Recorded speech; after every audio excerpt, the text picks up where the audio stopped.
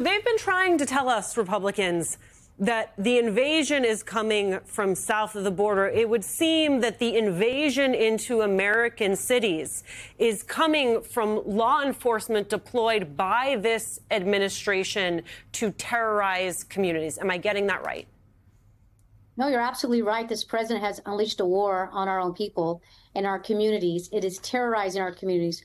What you saw happening yesterday at MacArthur Park was just outrageous. You had armed troops, you had horses, heavily militarized. Now you're going to be able to go to our parks, and this is what we're going to experience. You know, these kids that are in summer camp could be traumatized. And this is what this administration wants to send a message to say, hey, look, we can do this here, and we can do this in any city across this country. And with this huge infusion of money that the Congress has just given the president, I think that you are going to see that unless the courts step in and say, hey, stop this. This is unacceptable. We have to stop this profiling, and this is unconstitutional. That's what we need a court to do.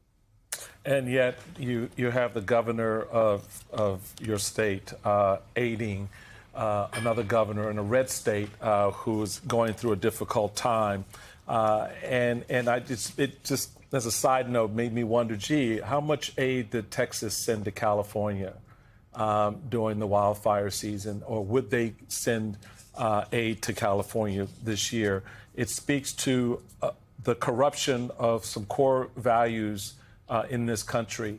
And Congressman, what you're talking about and what we just showed on the screen is a stark reminder and image of where we are. The fact that we have officers, ICE agents, who mask themselves up, look like they're going to fight on foreign soil, in a military war zone, when they're actually at a playground in a neighborhood, is disgusting. Our Constitution, Congressman, I'm sure you're familiar with, does not prohibit against masking. Nor does federal law forbid federal law enforcement personnel from wearing masks. Our Department of Homeland Security regulation requires immigration officers to identify themselves during an arrest, quote, as soon as it is practical and safe to do so. California state law, which should govern 99.9% of the time, is more specific, requiring uniformed officers to wear a badge, nameplate, or other device which bears clearly on its face the identification number or name of the officer. You have ICE Director Todd Lyons noting, I'm sorry if people are offended by ICE agents wearing masks, but I am not going to let my officers and agents go out there and put their lives on the line.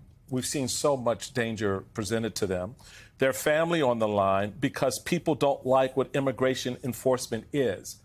Congressman, I would say it's not that people don't like what immigration enforcement is. They don't like what immigration enforcement is doing and how it is treating American citizens. And the fact that you have to cover your face to do that job, what does that say to you, Congresswoman? Well, you're exactly right. I think what's happening with these agents that are masked and unidentifiable, it's making us all less safe. People do not know the difference between if somebody is legitimately there to carry out law enforcement activities or a kidnapper. We've already seen incidences where there's imposters, and that's happening. It's also going to, I think, erode trust between the public and law enforcement. And look, if local law enforcement can show their face, can have an identifying badge, then they should be able to as well. And I wonder if there's something more to it. And part of that, I think, is making sure we can hold people accountable. We've seen the videos of them abusing their power and abusing people. And we have to be able to see who they are to hold them accountable. It's wrong.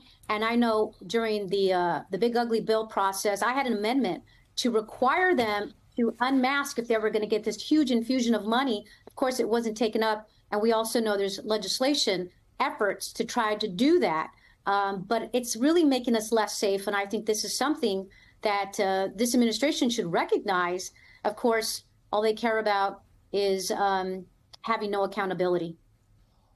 Why did your Republican colleagues not support that amendment? And why do you think your Republican colleagues, or what have they said about not supporting the other legislation that's on the table by Representative Dan Goldman to require unmasking? Because to your point, local law enforcement, our men and women in blue who put their lives on the line every single day all over this country, they don't wear masks. Well, I think part of this is they take their cues from the administration. We know that the speaker has done that. He's repeating the points of this is all about safety. This is all about our officers. And, you know, last time I checked, law enforcement was proud of the job they did, and they were out in our community. And I think this is something where I think they recognize that what is happening is not right.